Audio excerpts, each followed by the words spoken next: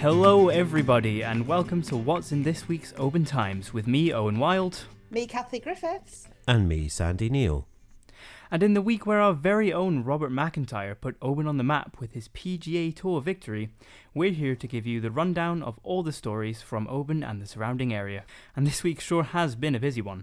You can read all of this week's stories and lots more on westcoasttoday.co.uk or by picking up a printed copy of the Oban Times at your closest store. As always, we love hearing your stories and seeing your photos, so contact us by emailing editor@obantimes.co.uk, by phoning 01631 568 or by messaging us on Facebook. So, what have you been covering this week, Kathy? Well, Oban was double heaving at the weekend because as well as Charities Day, it was the Oban Local Mod, and that saw 800 competitors come to town to compete for medals and trophies. The event was so well supported that organisers needed a rerun of programmes printed because they just sold out so fast. So it couldn't have been a better build-up for the Royal National Mod when it lands in Oban this October. You can read all the stories from that packed weekend and see a gallery of winners and competitors online and in print this week. Now tomorrow, so that's Thursday, June the 6th, that marks the 80th anniversary of the D-Day landings. There's going to be a short service at 11 a.m. at the War Memorial on Oban Seafront, where everyone is welcome to go along.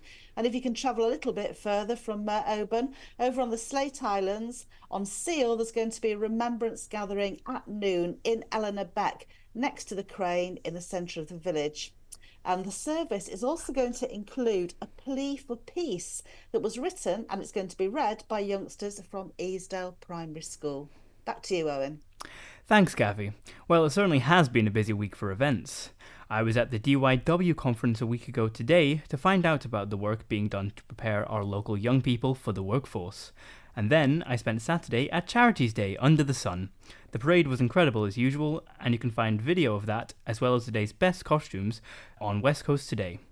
Mull saw the official opening of its life-saving helipad, the ribbon being cut by hospital founder John Wilson.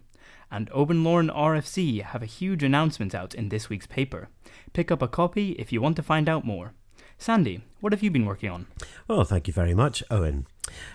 Liquidators are hoping that Oban's Phoenix Cinema can rise from the ashes a second time after a use it or lose it appeal earlier this year failed to save it from closure. A plan to extend a holiday park opposite Kerala is facing growing objections from Oban residents, including the town's community council. And you can meet the candidates so far campaigning to be your next MP for Argyll and Bute and South Lochaber. There's been one surprise addition this week. You can find out more in this week's paper. The number of people using Gaelic has increased across Scotland despite a decline in the language's heartland. You can read all about that too in this week's paper. A deep diving Oban resident is preparing to compete in the freediving Pool World Championships this summer. And finally, Tyree Music Festival is making a determined return next month after last year's event had to be cancelled due to extreme weather. Back to you. Thanks, Sandy. There's some enthralling stories there. And that's all we have for this week. Remember to check out the full stories online or in print. So thanks as always for listening, and until next time, it's goodbye from me, Owen Wild. Bye from me, Kathy Griffiths. And bye from me, Sandy Neal. Bye. Bye. Bye. Hey, hey.